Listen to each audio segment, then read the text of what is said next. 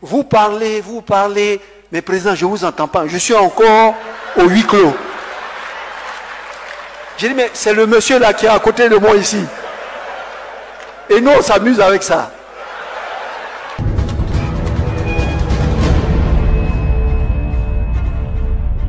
Votre programme d'information avec l'UIL, l'Université internationale de Libreville, le fleuron de la formation universitaire en Afrique.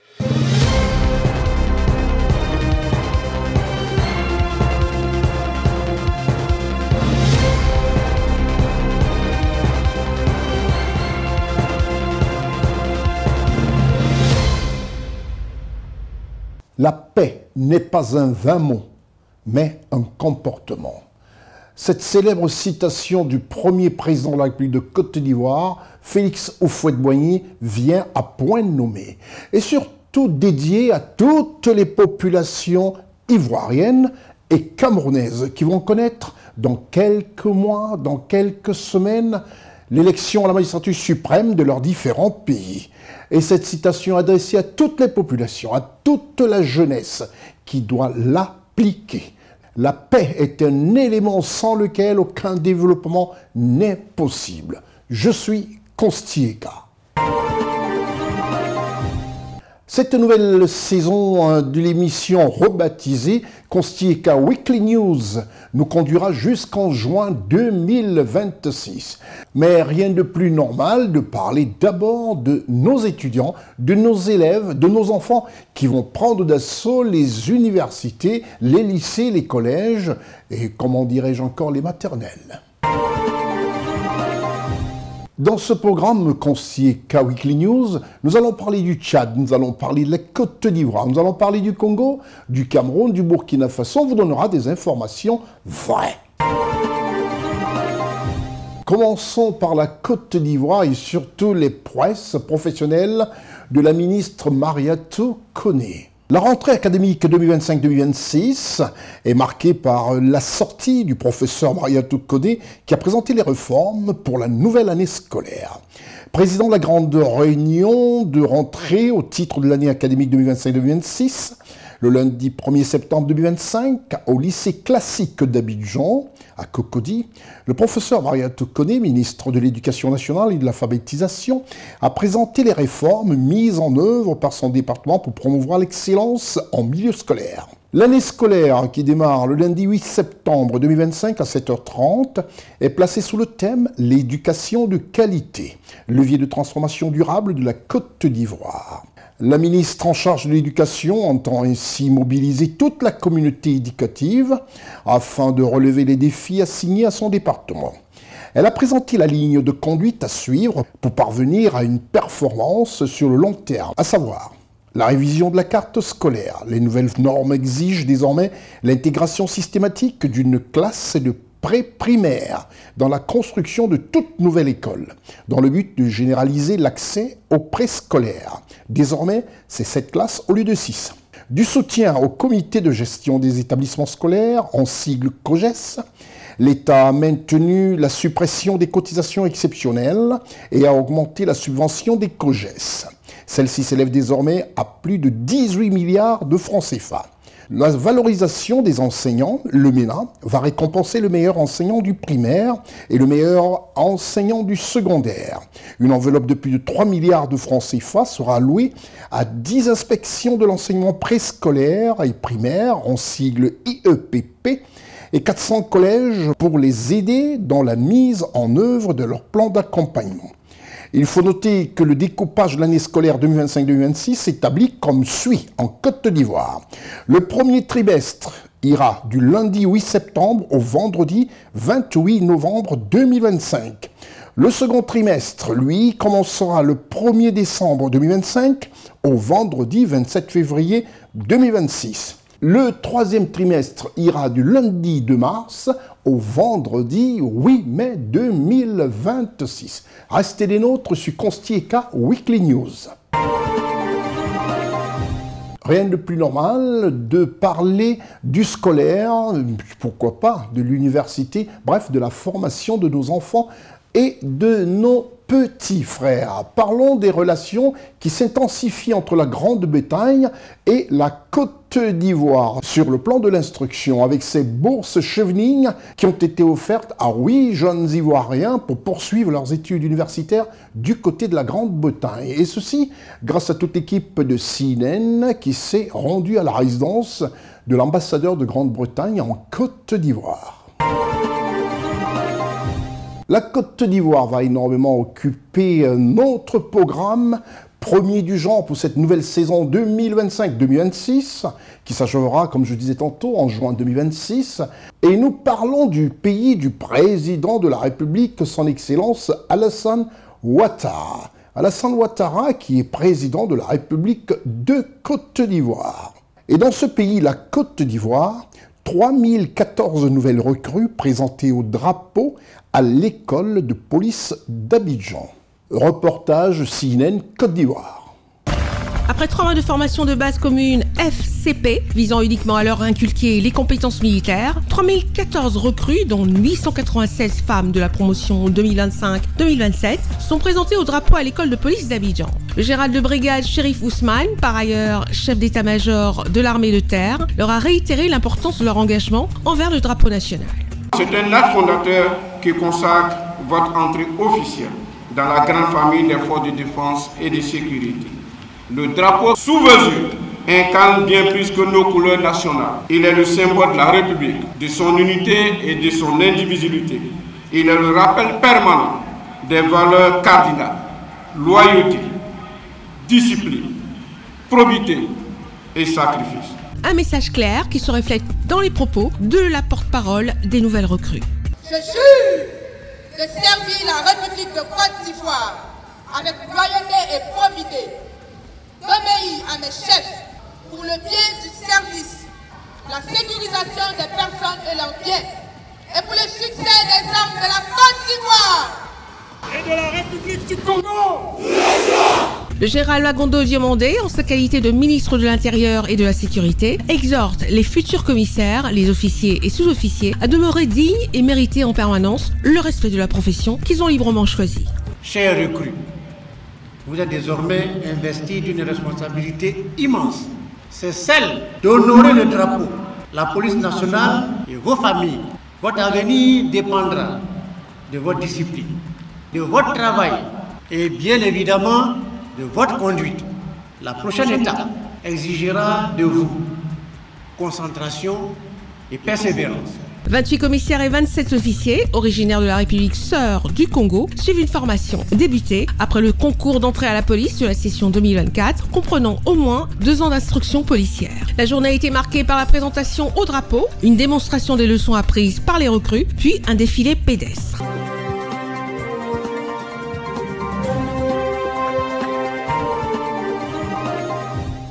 Maintenant qu'on s'est occupé de parler de tout ce qui est scolarité, tout ce qui est instruction, rien de plus normal de vous présenter l'une des meilleures universités du continent africain et qui fait plaisir à tous les parents qui ont décidé désormais d'oublier la voie de l'Europe et de regrouper nos enfants pour le meilleur savoir acquis sur nos terres. Un clin d'œil à l'UIL. L'Université internationale de Libreville, reconnue d'utilité publique grâce à son partenariat avec l'État, est un établissement privé d'enseignement supérieur à vocation scientifique et technologique composé, entre autres, de l'École polytechnique de Libreville, de la Faculté de droit et des sciences politiques, de l'Institut international de recherche biomédicale et biotechnologie, de l'Institut supérieur de gestion et d'économie appliquée, et de l'École de médecine et de pharmacie. Ouverture de la nouvelle école supérieure des sciences agronomiques, en sigle ESSA, et ses filières d'agronomie à l'IUL BJ dès la rentrée universitaire 2025-2026.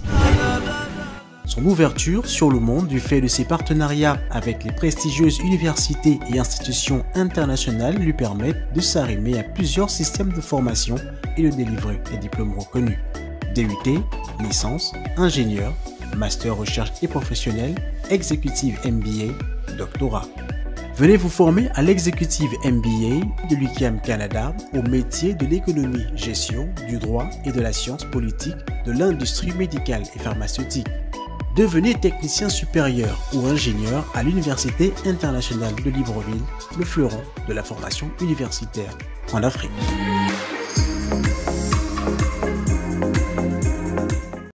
Inscription ouverte pour l'année universitaire 2025-2026.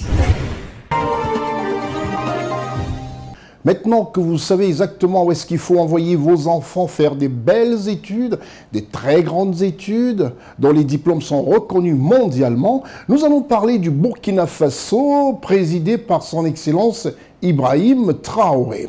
Au Burkina Faso, il se mijote que des tenues changeront. Les tenues de la police, de l'armée au Burkina Faso. Et si les images que nous avons sont réelles, ce sera magnifique. On peut simplement dire que c'est très très beau, comme vous les regardez, vous les admirez d'ailleurs, ces tenues qui risquent d'être désormais les tenues de la police et de l'armée au Burkina Faso. On se retrouve juste après la réclame. Direction la République du Tchad. Au Tchad, présidé par son Excellence Mahamat Idriss Déby Itno, ce pays est toujours en train de faire plaisir à ses populations. Et le président a décidé de faire des apparitions comme ça sans crier garde. Et ça a été un effet de surprise pour les travailleurs de la CNPS du côté de N'Djamena, où le maréchal Mahamat Idriss Déby Itno, président de la République, a visité le chantier du centre commercial de la CNPS au quartier Clémat à N'Djamena. Reportage CNN. Ce mardi 2 septembre 2025, vers midi, le président de la République du Tchad, le maréchal Mahamat Idriss Déby Itno, s'est rendu à l'improviste sur le site du futur centre commercial de la CNPS au quartier Clémat, 2e arrondissement de N'Djamena, pour constater de visu l'avancement des travaux et le respect des engagements contractuels. Sans annonce officielle ni information à ses proches collaborateurs, le mardi 2 septembre 2025, peu après 11 heures, le président de la République du Tchad, le maréchal Mahamat Idriss Déby Itno, a quitté le palais Toumaï. Sa destination est restée secrète jusqu'à l'arrêt de son cortège au quartier Clémat dans le 2e arrondissement de N'Djamena, la capitale du Tchad. Il visite alors un chantier emblématique porté par la Caisse nationale de prévoyance sociale du Tchad, le site du futur centre commercial de la CNPS. C'est la 4e visite surprise du président de la République en seulement quelques mois. Fidèle à une méthode désormais assumée, aller sur le terrain sans intermédiaire pour vérifier lui-même ce que relatent ou dissimulent les rapports officiels. Lancé il y a plus de 7 ans, le projet se veut un pôle économique stratégique au cœur de la capitale. Conçu sur 5 niveaux, le centre renferme en son sein des compartiments réservés au commerce, bureaux, restaurants, espaces culturels, loisirs, parkings et terrasses. Le taux d'achèvement annoncé à 98% laisse espérer une livraison prochaine. Pourtant, sur le terrain, le constat est sans appel. Malfaçons flagrantes, matériaux non conformes et non-respect du cahier des charges sont évidents. Visiblement déçu, le chef de l'État tchadien, le maréchal Mahamat Idriss Déby Itno, a dénoncé un manque de rigueur et exhorte les entreprises nationales à faire preuve de professionnalisme dans l'exécution des travaux financés par les contribuables tchadiens. Tout a été fait pour que ça finisse le plus rapidement possible. Dans cette cité, nous avons beaucoup de projets, notamment l'hôtel Palace, la construction de les deux joyaux que vous voyez derrière vous, notamment le bâtiment de l'ARSAT et de la HHT. Et il y a aussi des projets privés. Aujourd'hui, je suis venu particulièrement pour visiter le centre commercial. D'abord, le délai n'a pas été respecté. Et le cahier de charges aussi n'a pas été respecté. Vous avez vu que les matériaux utilisés ne sont pas des matériaux aux normes internationales. C'est dommage qu'après 10 ans, un projet qui a été initié, un très bon projet, et jusqu'à aujourd'hui, les Tchadiens n'en bénéficient pas. C'est très dommage. Le président de la République du Tchad, le maréchal Mahamat Idriss Déby Itno, a également interpellé les organes de contrôle, le gouvernement, le patronat, la chambre du commerce, d'industrie, d'agriculture, des mines et de l'artisanat. Le message est clair, suivi. Qualité et transparence doivent être la règle dans tous les projets publics. Fini les excuses. La médiocrité ne sera plus tolérée dans les ouvrages d'intérêt national, a déclaré le chef de l'État tchadien. Dorénavant, je verrai à ce que tous les projets qui sont en cours soient exécutés. Et j'instruis aussi le gouvernement de suivre et de faire des descentes, comme je l'ai fait aujourd'hui, sur tous les projets, sur toute l'étendue du territoire national. J'invite aussi les institutions et les organes créés pour la lutte contre la corruption de faire leur travail aussi. Chacun doit faire son travail pour que les choses marchent. Assumé par le chef de l'État tchadien, le maréchal Mahamat Idriss Déby Itno, qui contrôle personnellement l'usage des fonds publics pour garantir que chaque franc CFA investi dans les infrastructures serve l'intérêt collectif et non l'intérêt personnel. Au-delà des mots, c'est un appel fort à la responsabilité, à la rigueur et au sérieux dans la gestion des projets structurants.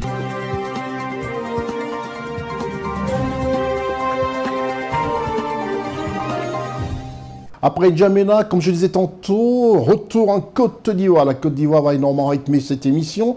Et en Côte d'Ivoire, le pays présidé par son Excellence Alassane Ouattara, un pays qui fait beau vivre, on se sent bien, on se sent heureux, et qui voit comment l'Afrique se développe. Ça fait énormément plaisir et hommage et honneur à tous les Ivoiriens qui consolident la paix dans ce pays, la Côte d'Ivoire. Le président de la République est candidat à sa succession et il s'est plié aux règles administratives en déposant sa candidature aux prochaines présidentielles.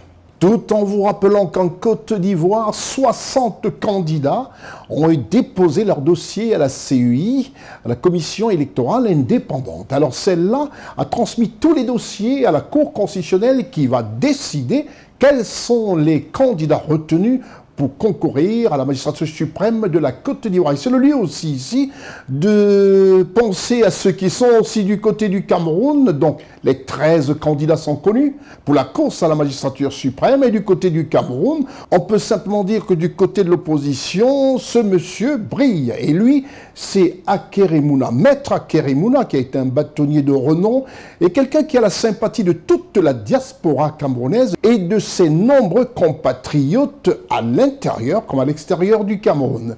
Retour en Côte d'Ivoire où nous parlons du dépôt de candidature du président de la République qui a voulu faire les choses selon le respect des règles et des institutions dans son pays. Il est allé lui-même à la CEI. Reportage CNN Côte d'Ivoire.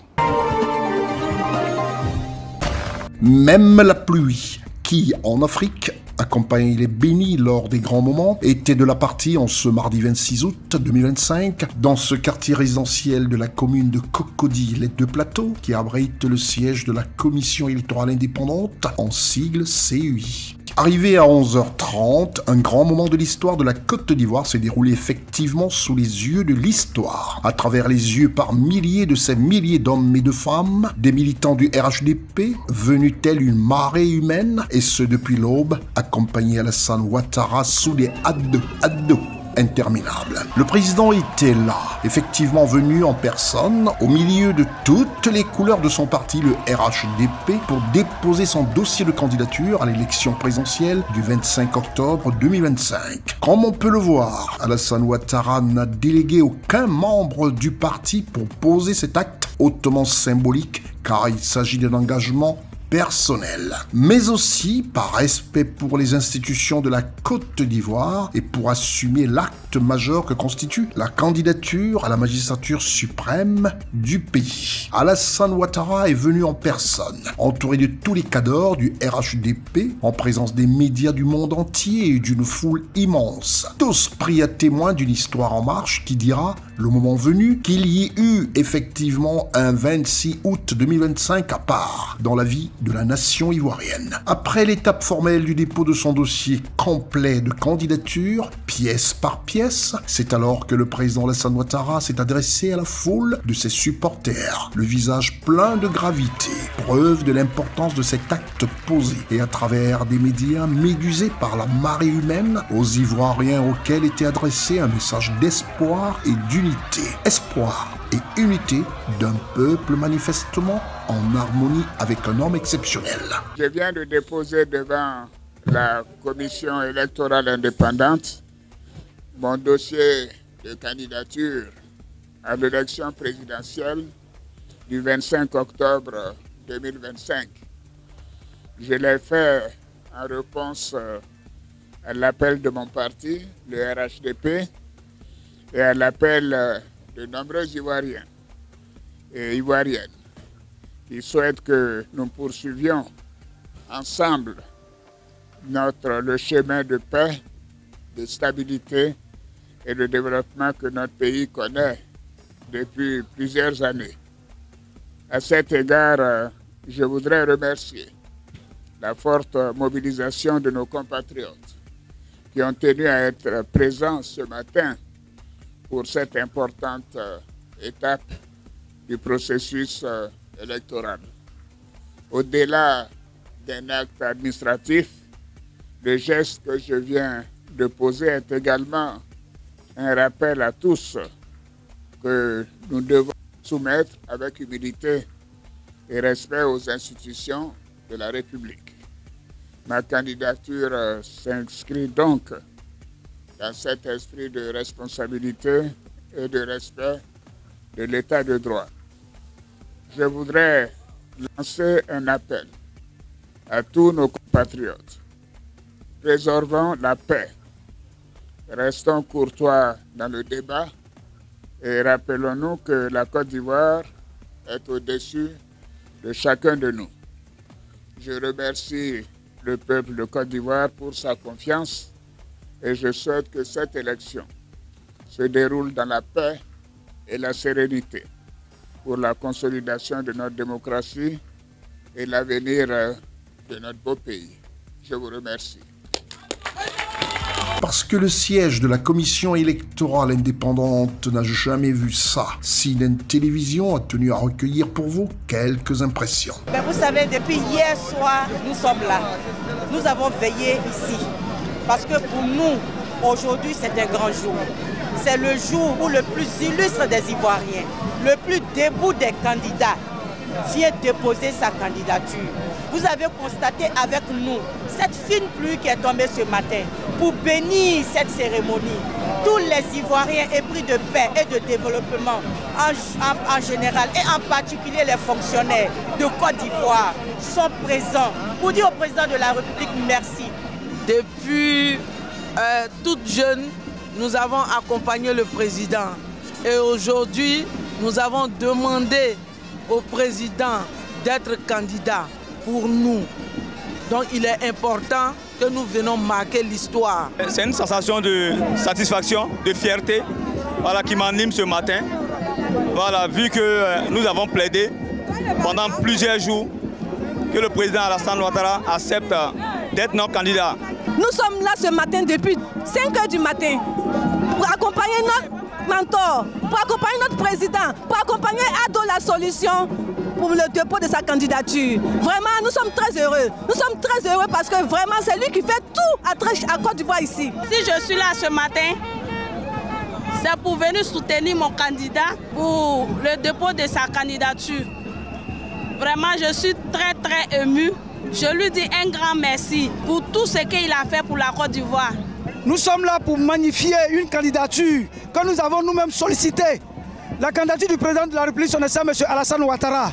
Nous sommes présents ce matin pour témoigner notre adhésion pleine à cette candidature qui est pour nous la candidature du développement, la candidature de la stabilité, la candidature du vivre ensemble. Ce sont les militants du RHDP et les sympathisants du RHDP et les gens qui aiment le travail que fait le président Alassane Ouattara qui ont demandé à ce qu'il se porte comme candidat pour les Ivoiriens. Bon, il a demandé un temps de réflexion On lui a accordé son temps, même si on était plus pressé que lui. Finalement, il a accédé à notre sollicitation d'accepter d'être le candidat. Eh bien, on veut lui montrer que ce n'est pas lui sa candidature, c'est notre candidature. Je suis très heureux ce matin d'être là pour venir accompagner le champion au dépôt de sa candidature. Nous sommes là ce matin pour accompagner notre mentor, notre champion, notre produit vendable Alassane Ouattara. Et nous sommes là parce que Alassane Ouattara a impacté positivement nos vies. Nous sommes là parce que dans le cadre de notre corps de métier qui est le transport, Alassane Ouattara a fait en sorte que nous puissions rentabiliser nos affaires. Il nous a donné la route, il nous a donné les autoroutes, il nous a donné les ponts, il nous a donné les échangeurs, il nous a donné la paix sociale, il nous a donné la sécurité nationale, il nous a donné l'éducation, il nous a donné la santé. Au vu de tout ça, nous sommes venus l'accompagner pour qu'il dépose sa candidature. Nous sommes arrivés ici à 3 h du matin pour soutenir la candidature de notre candidat Alassane Ouattara. Alors, pour nous qui avons vécu la guerre, il est impérial que nous soutenons le candidat Alassane Ouattara parce que depuis 15 ans, nous nous portons mieux. Et nous sommes en paix, nous sommes stables et nous vivons en cohésion. Et notre président, son excellence Alassane Ouattara, est là pour le dépôt de sa candidature à l'élection présidentielle de 2025. Nous sommes parfaitement d'accord avec lui. On ne cherche pas une équipe qui gagne. Aujourd'hui, nous sommes là pour accompagner le président. Ah, le président a fait quelque chose d'extraordinaire aujourd'hui. Vraiment. Qu'on doit tous applaudir. Il n'a pas fait. Il faut applaudir le président. Parce que le président, il ne sait pas faire livrer. Il ne sait pas faire livrer ses dossiers par Nyongo Livraison ou bien par Glovo. On est venu pour déposer la candidature de notre président, Papa Ado, ou rien. Le bras d'eau. Le seul président. Papa Ado, merci beaucoup. Papa Ado, merci beaucoup. Grâce à toi, il y a Goudron. Tout simplement satisfait de ce qui vient de se passer, c'est historique. Le président a accepté donc de se mettre au service de la nation une fois de plus. Et nous en sommes tout à fait reconnaissants. Avec le dépôt de la candidature du président de la République, cela confirme effectivement qu'il est candidat. Donc nous sommes fiers de l'accompagner pour le dépôt. Et cela démontre aussi la faveur militante des militants du RHDP. Un sentiment de profonde joie, de satisfaction, de fierté en même temps. L'acte que nous venons de poser est un acte historique. Mine de rien, parce que le président de la République sortant candidat à sa propre succession à notre demande, pratiquement en le poussant dans le dos, est venu, après avoir répondu favorablement à notre appel, poser l'acte qu'il fallait, c'est-à-dire déposer sa candidature. Pour nous, c'est le compte à rebours qui commence maintenant. C'est le compte à rebours qui commence maintenant parce que à partir de cet acte, nous allons prendre le pays en bail. Nous allons montrer aux Ivoiriens et aux Ivoiriens ce que veut dire jeu démocratique. Argument contre argument, bilan contre bilan, sans invective, sans injure, sans attaque inutile. Ils viennent de déposer et nous allons pour la victoire. Nous sommes contents, nous sommes heureux, nous sommes fiers et nous sommes très confiants pour une Côte d'Ivoire qui continue dans l'émergence, qui continue dans la paix, qui continue dans le développement. Nous sommes pour Ado, nous sommes pour la continuité, nous sommes pour la Côte d'Ivoire, nous sommes pour le bien-être de la population, nous sommes pour la sécurité et tout ça se résume en une seule personne, Alassane Ouattara. Un coup, KO!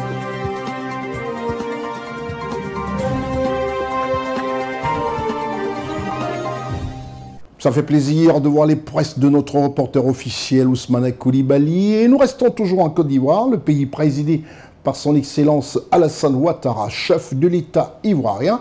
Et nous allons parler de la prestation des serments du nouveau président élu de la Banque africaine de développement, à savoir la BAD. La prestation de serment du président de la Banque africaine de développement, en sigle la BAD, M. Sidi Ould Tah, depuis l'auditorium du Palais des Congrès du Sofitel, Hôtel Ivoire, en présence de plusieurs personnalités politiques et surtout du président de la République de Côte d'Ivoire, son Excellence Alassane Ouattara. Un reportage depuis le Palais des Congrès de l'Hôtel Ivoire, équipe de CNN Côte d'Ivoire.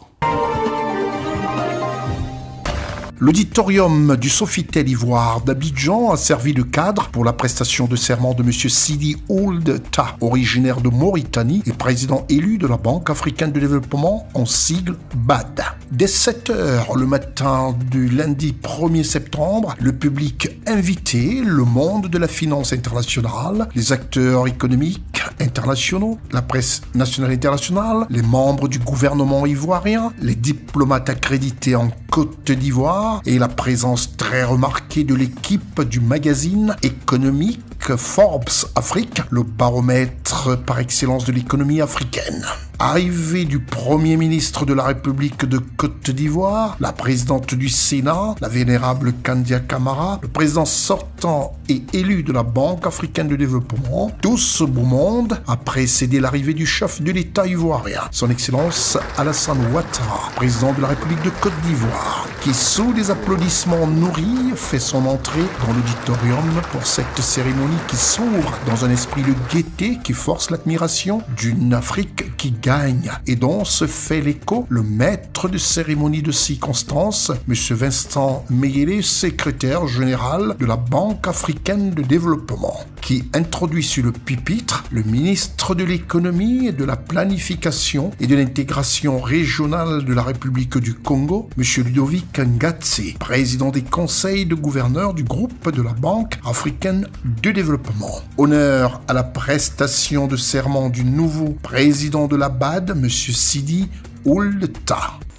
Moi, Sidi Ould Tah, président de la Banque africaine de développement, prends ici l'engagement solennel devant le président du Conseil des gouverneurs et les membres du Conseil d'administration de respecter les dispositions de l'accord portant création de la Banque africaine de développement, de me conformer à ces règlements, de m'acquitter de mes devoirs et de mes fonctions tels qu'ils sont énoncés dans les dites règles, avec loyauté, discrétion et conscience, et de modeler ma conduite en tant que président en ayant uniquement et constamment à l'esprit l'intérêt de la banque, conformément aux dispositions des articles 37 et 38 de l'accord portant création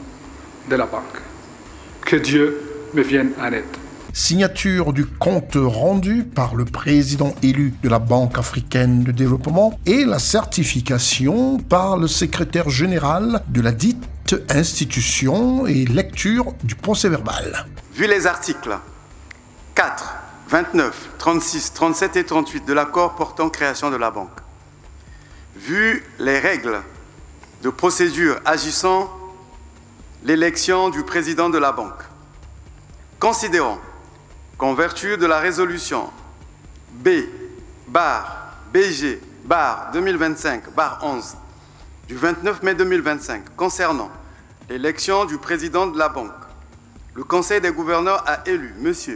Sidi Ould Tah, président de la banque pour un mandat de 5 ans avec effet au 1er septembre 2025. Deuxième signature par M. Ludovic Ngatse et par le secrétaire général de la Banque africaine de développement. C'est alors que le nouveau président élu de la Banque africaine de développement est allé faire ses salutations personnelles au chef d'État, à savoir le président Alassane Ouattara de la République de Côte d'Ivoire, ainsi que le président de la République islamique de Mauritanie. Et prise de parole en qualité de nouveau président de la Banque africaine de développement.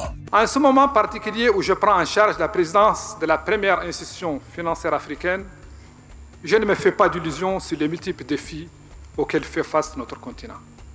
Je m'engage à tout faire pour que la Banque africaine de développement apporte une contribution significative et éclairée au changement souhaité de paradigme dans cette sphère.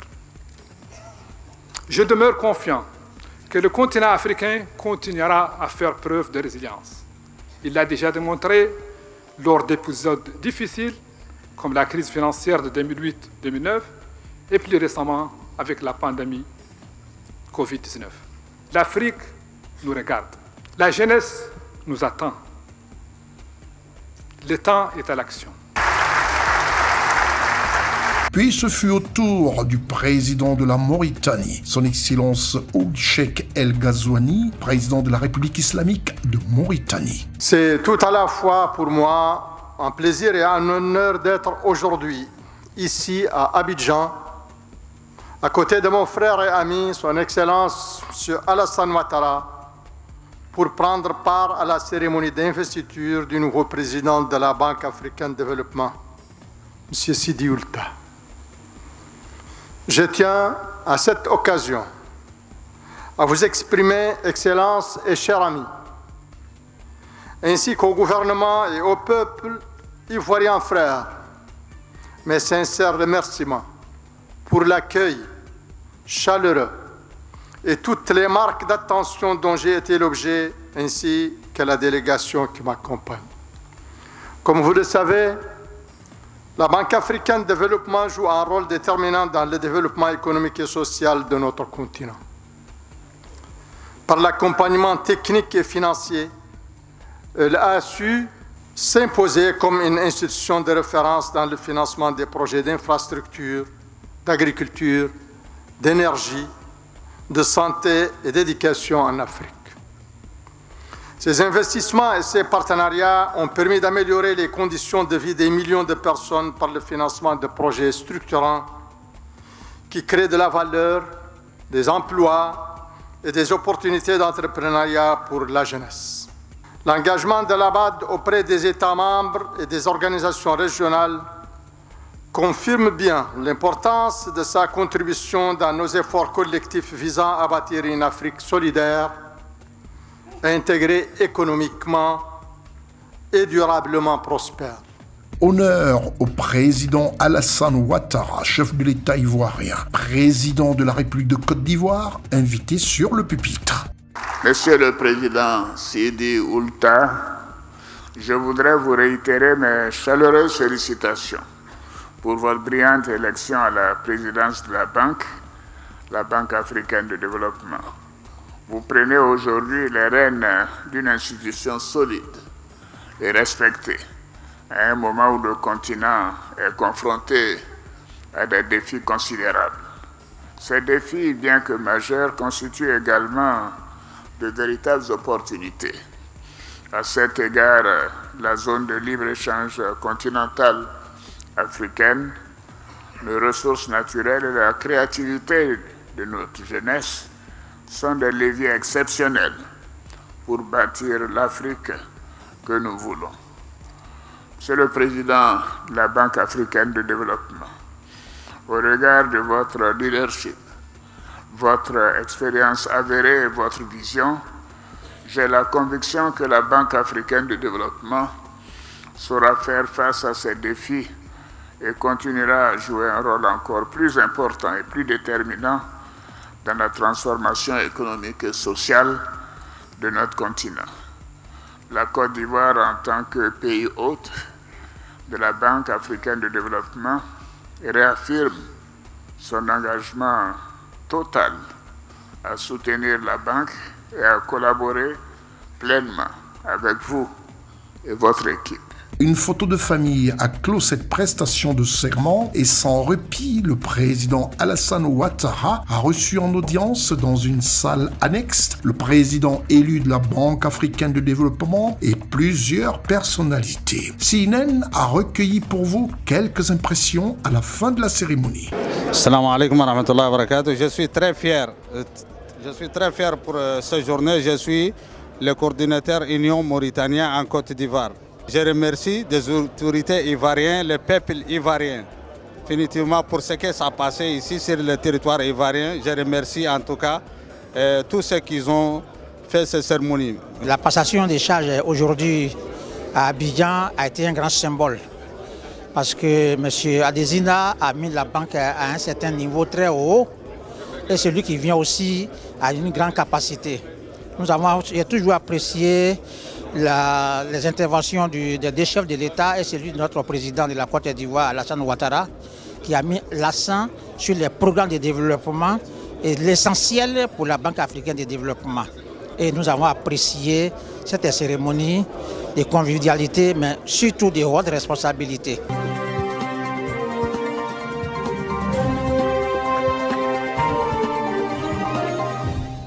Après cette information sur la Côte d'Ivoire, on y reviendra sur la Côte d'Ivoire. Nous allons faire un vol à bord de notre compagnie aérienne Air Côte d'Ivoire, qui, vous le savez, c'est un secret de polichinelle désormais, va bientôt relier Abidjan à Paris en vol direct. Et même Abidjan-New York. Mais restons d'abord sur l'information politique qui touche le pays du président Denis Sassou Nguesso. Son Excellence Denis Sassou Nguesso, appelé comme ça par le président Alassane Ouattara l'empereur. Au Congo-Brazzaville, c'est à une adhésion massive au parti PCT, présidé par son Excellence Denis Sassou Nguesso, qu'une adhésion massive s'est fait ressentir. Était présent pour couvrir tout cela le correspondant de CNN à Brazzaville. À Brazzaville, le Parti congolais du travail poursuit le renforcement de sa base militante. Le 30 août dernier, plus de 3000 nouveaux adhérents ont officiellement rejoint les rangs du parti lors d'une cérémonie marquante. Réunis dans la capitale, ces nouveaux militants ont reçu leurs insignes, symbole de leur appartenance au Parti congolais du travail. Une cérémonie solennelle saluée par les responsables de la formation politique qui y voient une forte adhésion populaire à leur vision. Nous sommes ici pour affirmer haut et fort notre engagement au Parti congolais du travail. Et nous tenons également à saluer la dynamique en cours au sein du Parti congolais du travail, particulièrement sur les préparatifs du 6e congrès ordinaire qui se pointe à l'horizon. Sur ce, nous comptons y participer pleinement pour faire entendre notre voix, pour y apporter notre contribution dans l'esprit de la ligne tracée par le parti. Prenant la parole en sa qualité de commissaire politique du PCT pour Brazzaville, Anatole Koliné Makosso a insisté sur la nécessité de former ses nouveaux membres. Connaître l'histoire du parti, en comprendre les fondements idéologiques, des prérequis, selon lui, pour mieux servir le collectif. Des séances d'échange et de formation sont d'ailleurs prévues dans les prochains jours. Il est du devoir du commissaire politique que je suis de vous édifier rapidement sur l'histoire, sur la doctrine, sur l'idéal, sur les missions et sur les objectifs de ce parti. Pour que vous ne soyez pas comme les autres militants d'autres partis, de simples ignorants qui ne maîtrisent rien du tout de l'idéal de leur parti ou qui ne savent même pas pourquoi ils militent au sein d'un parti politique. Vous, militants du Parti congolais du travail, vous devez avoir une parfaite connaissance de vos idéaux. Vous devez avoir une parfaite connaissance de l'histoire de votre parti. Vous devez avoir la maîtrise de vos statuts. Vous devez connaître les normes d'organisation de votre parti pour que lorsque vous allez vous mettre à discuter avec les autres, lorsque vous allez vous mettre à débattre avec les autres, vous ayez des arguments solides. Ces adhésions s'inscrivent dans une stratégie politique plus large en vue des échéances électorales à venir. Le PCT se projette déjà vers la présidentielle de mars 2026 avec pour ambition de consolider sa base et d'élargir son ancrage populaire. L'heure est à la mobilisation générale au sein de la formation politique. Cet échantillon de 3015 nouveaux membres du parti qui portent les insignes aujourd'hui est tiré des 10 891 fiches d'adhésion enregistrées à ce jour. Les décisions d'adhésion sont disponibles. Le ratio, comme vous le constatez, de 7 876 attend le traitement pour la prise de leur décision d'adhésion. Et cette dynamique dépasse le cadre de la capitale. Le processus d'adhésion est en cours sur l'ensemble du territoire national, conformément au calendrier établi par le secrétariat général du parti. Une montée en puissance qui prépare également le 6e congrès ordinaire du PCT, fixé pour décembre prochain.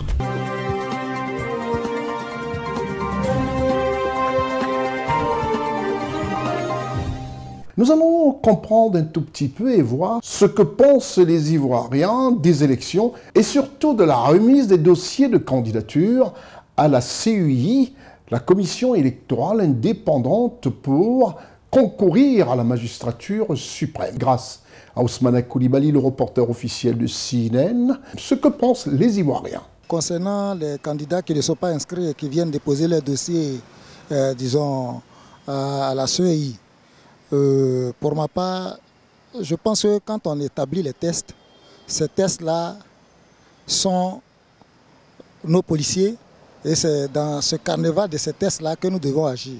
Bon, en temps réel, je pense que ce n'est pas trop légal, d'autant plus que on dit pour être sur la liste pour être candidat, il faut être sur la liste électorale. Déjà, ce point-là, en lui seul résume déjà l'attitude que tout un chacun de ces postulants-là doit adopter. S'il n'y a pas ton nom sur la liste électorale, la logique aurait bien voulu que tu ne déposes pas tes dossiers. Maintenant, qui le font? Bon, je ne sais pas à quelle fin, mais pour ma part, je vois que ce n'est pas aussi juste. Pour postuler à un poste ou bien à un concours, la liste des dossiers est donnée. Et je pense que quand tu as fait ce dossier, que tu l'as déposé, en âme et conscience, ça devait être des dossiers qui soient au complet. Mais si toi-même tu sais que ce n'est pas au complet, qu'est-ce que tu peux aspirer? Tu t'attends à quoi? Et donc, voyons au-delà de notre nez, si on a déposé des dossiers consciencieusement, et sachant que ce n'est pas complet, ben, vraiment, ça donne beaucoup à réfléchir. Ceux qui n'ont pas de dossier complet, ce que je pourrais dire, c'est qu'on ne peut pas les ajouter sur la liste parce qu'on doit fournir normalement les dossiers nécessaires pour être candidat. Et pour une personne qui n'a pas ces dossiers dans les normes, ce n'est pas juste et on ne peut pas approuver ça au fait. Un candidat qui n'est pas inscrit sur la liste, qui va déposer ses dossiers, normalement ces dossiers devaient être rejetés, mais puisque ces dossiers sont acceptés pour étude, on verra la suite. Le candidat qui a un dossier incomplet n'a pas le droit de déposer ses dossiers à la CEI. Parce que comme on le dit déjà, le dossier est incomplet. Pour que tu sois candidat, pour que tu remplisses les conditions de candidature, il faut avoir quand même les dossiers complets. Donc je pense qu'on devait rejeter automatiquement le dossier. Et quand ton dossier n'est pas complet, tu ne peux pas aller déposer tes dossiers pour une candidature. Pour toute chose, je pense bien pour la bonne marche des choses. Ceux dont les noms ne sont pas inscrits, je pense qu'ils devaient quand même mettre bien la terre pour le bien-être de l'Ivoirien et de tous les habitants de la Côte d'Ivoire. Pour ne pas qu'il y ait quand même des troubles. Si leurs noms ne sont pas inscrits, ils n'ont pas à attendre sur la liste électorale. Ils ont intérêt d'attendre la prochaine fois. Parce que 5 années, ce n'est rien. Pour l'amour pour le pays, pour la Côte d'Ivoire, je souhaiterais qu'ils puissent mettre bas la terre pour ne pas qu'il y ait quand même des choses venant d'eux. Ceux dont les dossiers ne sont pas complets, je pense que c'est la même chose. S'il n'y a pas de fenêtre pour pouvoir leur permettre de les compléter, c'est aussi de pouvoir pour attendre les échéances prochaines pour se présenter. Sinon, dire que s'il y a une fenêtre pour pouvoir compléter les dossiers, il n'y a pas de problème. Au pire des cas, il serait mieux de se patienter pour le bien-être de l'Ivoirien. Et moi, c'est mon souhait en tant que pasteur. Mon souhait est qu'il y ait la paix, comme la Bible dit dans Jérémie 29, verset 7, de prier pour les lieux où nous avons été déportés, car notre bénédiction en dépend. S'il n'y a pas de paix en Côte d'Ivoire, on ne peut pas prier, on ne peut pas avancer. Donc notre paix dépend de celle de la Côte d'Ivoire. Et nos autorités, nos devanciers, ceux qui sont habilités à pouvoir diriger la Côte d'Ivoire, doivent donner l'exemple pour que la paix puisse être notre point clé en Côte d'Ivoire. Voici ce que je demande et c'est mon souhait le plus ardent. Les candidats qui ne remplissent pas les conditions, je vais dire qu'ils n'ont pas les dossiers au complet et qui sont allés néanmoins déposer leur dossier au niveau de la CEI. Je pense que la CEI même a été un peu légère. On dit un concours, pour être gendarme là, on donne les critères, le concours de gendarmerie. Tu ne remplis pas les critères, tu n'as pas les dossiers, tu n'y vas pas. Donc je ne vois pas pourquoi ils vont aller déposer leurs dossiers et puis les dossiers sont réceptionnés par la CEI. Ça, c'est de la légèreté pure au niveau de la CEI. Les candidats qui ont déposé leurs dossiers et qui ne figurent pas sur la liste électorale, bon, je pense que chacun a ses raisons, hein, mais moi, mon point de vue ne peut rien changer, mais il va le donner quand même. Je pense que pour eux, c'est une manière de faire des doléances au pouvoir en place. Sinon, ils savent pertinemment, ils sont informés, ils suivent l'actualité. Ils savent pertinemment qu'ils ne pourront pas voter ni être retenus. Mais c'est une manière pour eux de plaider, de poser des doléances au pouvoir actuel pour pouvoir obtenir leur maintien sur la liste électorale. Sinon, ils sont au courant. Voilà. ceux qui n'ont pas les dossiers complets et qui savent réellement le dossier qu'il faut déposer et qui sont allés déposer, là, ce n'est pas le même cas que les candidats qui ne sont pas sur la liste électorale. Eux, moi, mon point de vue, si c'est moi, je ne déposerai pas mes dossiers. Voilà, parce que nous avons un droit, un devoir d'éducation à nos petits frères. Voilà. Moi, je pense qu'ils pourraient patienter, voilà, et se préparer pour une prochaine fois avant de déposer. Voilà.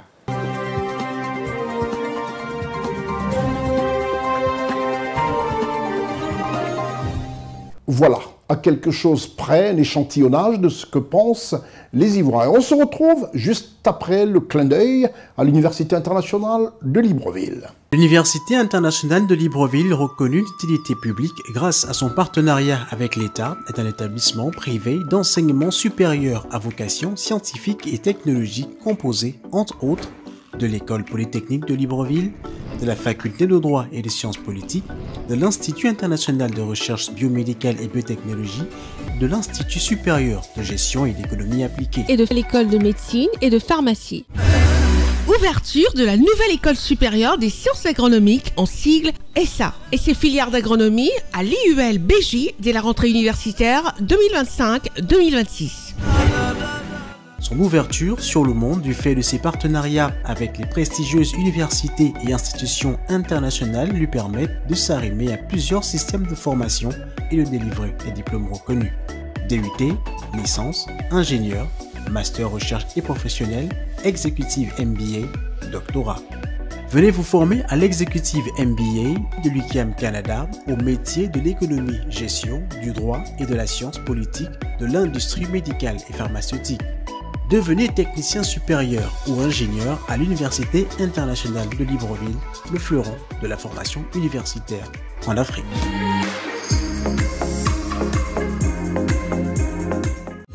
Inscription ouverte pour l'année universitaire 2025-2026. Nous quittons Libreville tout en saluant toute la team managériale de cette belle université, l'Université internationale de Libreville. Nous saluons le PCA, à savoir Madame Marie-Madeleine Boranzo, qui a donné tout pour la formation de la jeunesse gabonaise d'abord, ensuite de la jeunesse africaine, pour avoir des meilleurs leaders dans tous les domaines, avec surtout ce nouveau volet ouvert dans cette université, l'école des sciences agronomiques. Voilà qui fait plaisir. L'équipe de rédaction pour ce premier numéro de la rentrée de la saison 2025-2026 de l'émission rebaptisée Constieka Weekly News a décidé de se focaliser sur un sujet qui a attiré notre attention et qui surtout montre la voie aux jeunes générations, à la jeunesse, ce que l'on doit faire. À savoir reconnaître les mérites des uns et des autres et surtout savoir reconnaître ce qui est bien fait. Et surtout honorer aussi les meilleurs parmi nous. Un homme, Patrick Hachi, ex-premier ministre de la République de Côte d'Ivoire, vous entendrez comment cet homme, ce monsieur, cet grand homme politique, parle du président Alassane Ouattara. Ce qu'il dit de celui qui parle peu, mais pose des actes pour le bonheur de ses populations, des populations ivoiriennes en Côte d'Ivoire. Monsieur Patrick Hachi parle du président Alassane Ouattara dans notre grand format. Un grand format qui devra retenir l'attention de tout un chacun et de savoir dire des choses quand elles sont vraies et surtout préserver tout ce qu'on a de très précieux. Patrick Hachi dans le grand format. Excellences, Monsieur le Président de la République, Président du RHDP, distingués membres du RHDP, Mesdames et Messieurs. Monsieur le Président, je voudrais rendre grâce à la Providence qui a voulu que je sois votre collaborateur.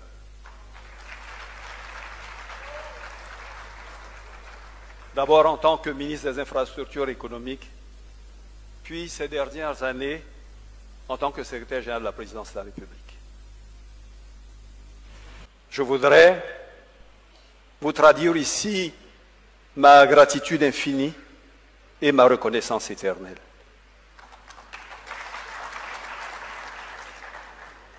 Monsieur le Président de la République, à cet instant historique, sans trahir les obligations de réserve liées à ma fonction, je sens le devoir de témoigner de cette proximité et de ce que j'ai appris.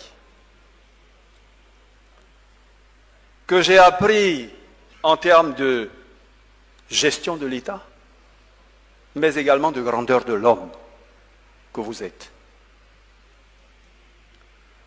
En termes de gestion de l'État, Monsieur le Président, j'avoue honnêtement que lorsqu'on est ministre ou lorsqu'on est dans l'administration, on se fait une idée de ce que c'est que la gestion de l'État. Parce qu'on vous voit au Conseil des ministres, on vous voit voyager, on vous voit dans des cérémonies, on vous voit dans des audiences, mais on n'a nulle idée de ce que c'est jusqu'à ce qu'on y arrive. Gérer l'État, Monsieur le Président de la République, est une chose extrêmement complexe et difficile. Depuis les relations internationales et la diplomatie, en passant par les questions de sécurité et de défense, pour en arriver aux questions de politique économique et sociale. Toutes ces questions importantes, denses pour l'avenir d'un pays, requièrent une attention, une expérience et un travail énorme. Monsieur le Président, je suis arrivé et je vous ai vu au travail avec Monsieur le Vice-président de la République sur toutes ces questions, mais au-delà, sur les audiences de chaque jour, sur les cérémonies, sur les voyages. Et j'ai commencé à me poser des questions. À 6 heures du matin, vous aviez répondu à tous les mails. Qu'ils soient envoyés à minuit, à 2 heures, à 3 heures, vous les avez tous lus. Avant 7 heures, vous avez lu plus de 20 journaux de la place publique, sans oublier que vous avez écouté les informations de 20 heures et de 23 heures. Vous avez reçu les éléments des renseignements que vous avez lus. Et comme vous le disiez tout à l'heure en le décrivant, c'est une tâche immense. Et là, véritablement, on commence à avoir une autre perception de l'État et de sa complexité. Et on habitait par une chose extrêmement importante, c'est l'humilité. Oui, on se rend compte que pour arriver à abattre une telle tâche, il faut une capacité de travail hors norme, il faut une rigueur, il faut de la méthode, mais il faut également de l'engagement. Il faut du dévouement que seul l'amour d'un pays vous donne.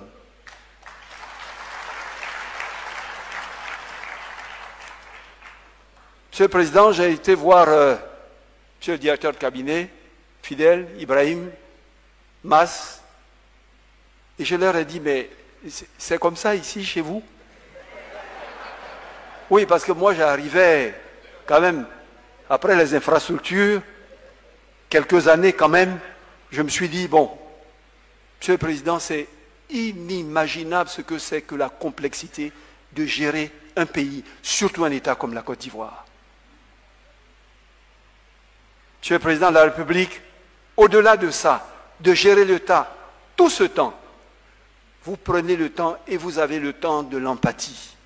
Le moindre décès, du moindre collaborateur, le moindre anniversaire, tous les détails et les attentions les plus soutenues, vous n'en ratez aucun. Tout ce qui concerne vos collaborateurs, vous êtes auprès d'eux. Jamais de ma vie, Monsieur le Président de la République, je n'ai vu chose pareille. Et j'ai eu pour vous un immense respect. Monsieur le Président, ça va maintenant bien au-delà de ça. Ça, c'est le travail de tous les jours. Mais j'ai eu la chance, à vos côtés, d'aller à l'étranger, de voyager, de rencontrer des personnes. J'ai eu la chance inouïe d'assister à des audiences avec les plus hautes sommités de ce monde. Il m'est arrivé, avec vous, d'avoir des audiences privées avec des chefs d'État de très grands pays, à 3. Et à un moment donné, Monsieur le Président, à la vérité, je dois vous l'avouer, je n'entendais plus vraiment la conversation. Parce que je regardais dans les yeux de cette personne, vous regardez. Je regardais l'attention, l'estime, la considération qu'il avait pour vous, l'écoute. Et je me disais, mais c'est de mon président qu'il s'agit. J'ai dit, mais cette affaire est sérieuse. Et je rentrais chez moi à l'hôtel, tout habillé, et je marchais. Je marchais, je revenais dans ma chambre. Et je dis, mais c'est moi qui travaille à côté de ce monsieur. C'est-à-dire, Monsieur le Président,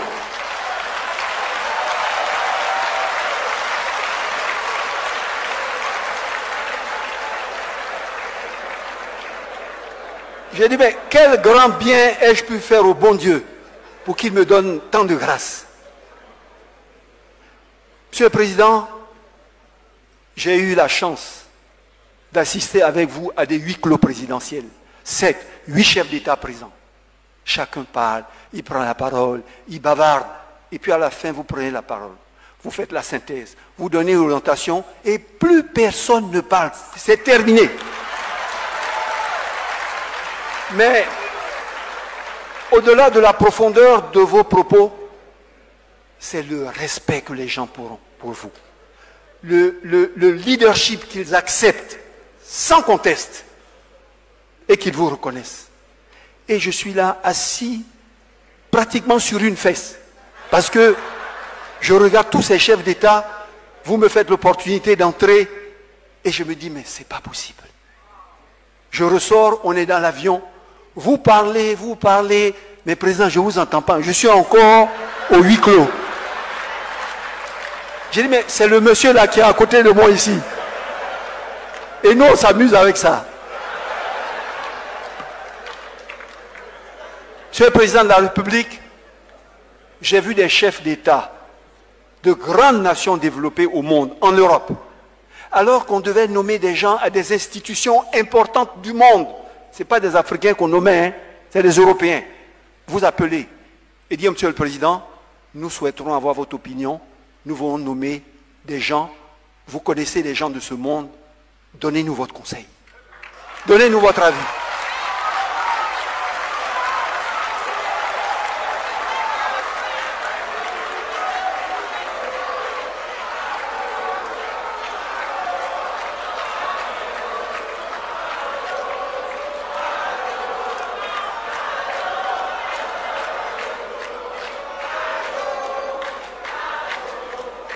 Monsieur le Président de la République,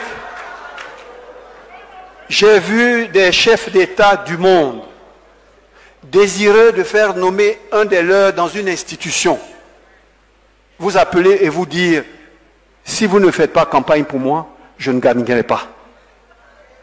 Et vous voir appeler des chefs d'État occidentaux, asiatiques, africains, pour dire, mon candidat c'est celui-là, supportez-le. Et ce candidat a gagné.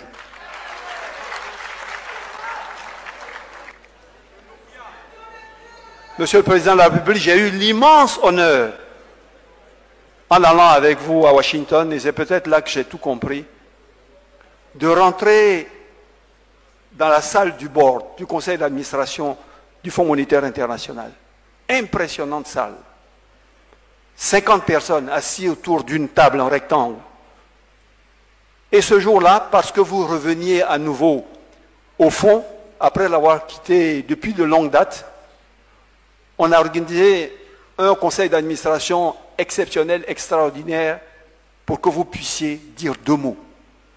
Et vous vous êtes rassis à cet endroit-là, sur cette chaise, que pendant plusieurs années, vous avez occupée, pour présider ces réunions que vous présidiez toutes les semaines. Et j'ai vu ces personnalités assises, des Asiatiques, des Hindous, des Européens, des Américains, très peu d'Africains. Tous là, dans un silence de marbre, vous écoutant tenir des propos. Et on nous avait donné quelques tabourets à côté parce qu'on n'avait pas droit aux chaises. Il n'y a pas de chaises supplémentaires là-bas. Et on vous regardait. Je n'étais pas seul. On dit, mais c'est notre président ça.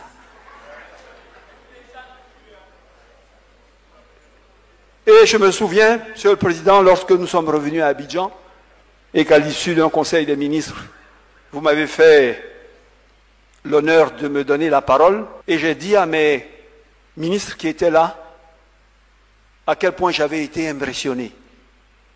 Mais qu'avec le recul en regardant, ce qui me frappait le plus, c'était comment vous arriviez à les supporter.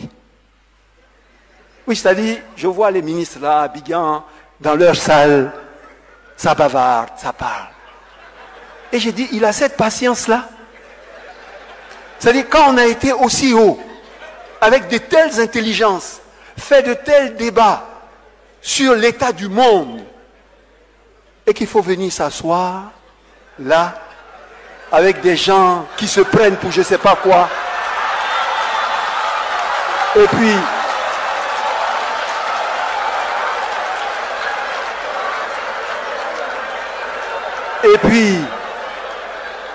pour parler d'une petite Côte d'Ivoire, un petit Abidjan, et de s'écouter parler, quoi. C'est-à-dire, s'écoute parler. J'ai apprécié une chose, Monsieur le Président, j'ai dit, ce monsieur a une grande humilité. Il a une grande humilité et il aime son pays. Parce qu'à chacun, vous avez la patience d'écouter et de lui donner l'impression que ce qu'il dit est très important.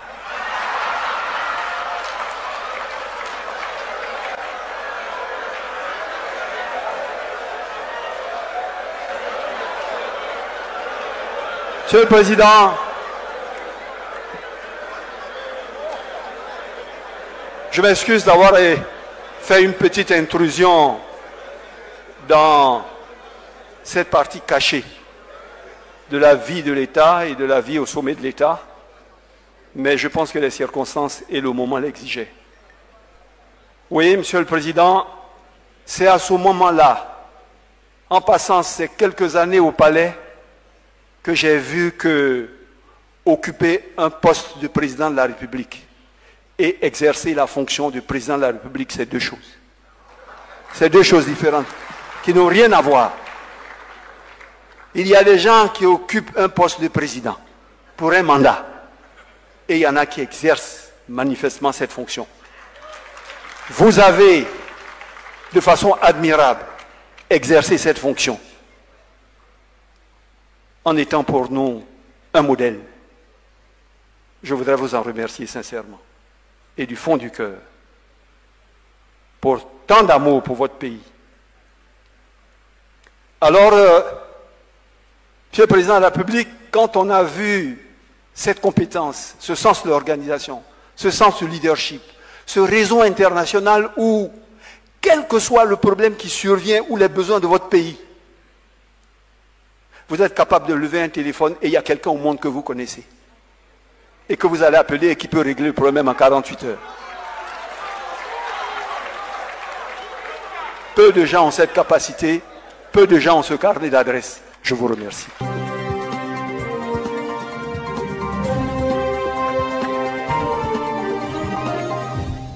Voilà ce qui est dit par un homme respectable, un homme respecté dans le milieu politique ivoirien, ancien Premier ministre de la République de Côte d'Ivoire, à savoir M. Patrick Hachi, qui parle du président Alassane Ouattara.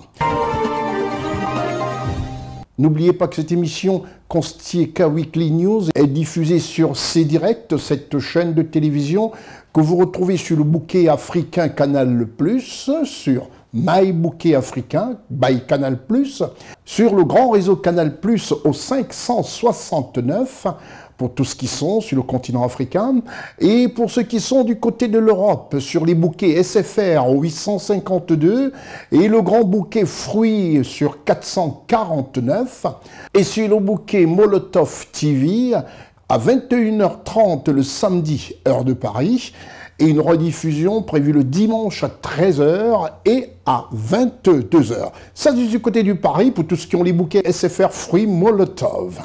et aussi sur CNN, votre télévision, disponible au 12 du bouquet créoling, au 12 du bouquet numéricable et disponible sur les bouquets TV Garden et Blackstream, que vous pouvez télécharger via Google Store ou Play Store, télécharger TV Garden, bouquet numérique ou encore Blackstream, sans oublier le lien cnntv.ci. Et en relais sur une autre chaîne d'information africaine 24 h sur 24, à savoir CWeb Info, disponible sur www.cwebinfo.ci. C'était votre programme d'information avec l'UIL, l'Université internationale de Libreville, le fleuron de la formation universitaire en Afrique. Voilà, tout en souhaitant un bon retour à toutes les équipes de CNN. C'est vrai, les vacances, ça a été pour certains. Bon retour à Ousmane Koulibaly, à Raman Kohl, à Gozo Richard, Charlotte Abdoulaye, Janineta, Stéphane Négou, Eric Bikek et Marcel Bassolé, le commandant de bord de toute la technique sur CNN. Je suis Konstieka. Au revoir.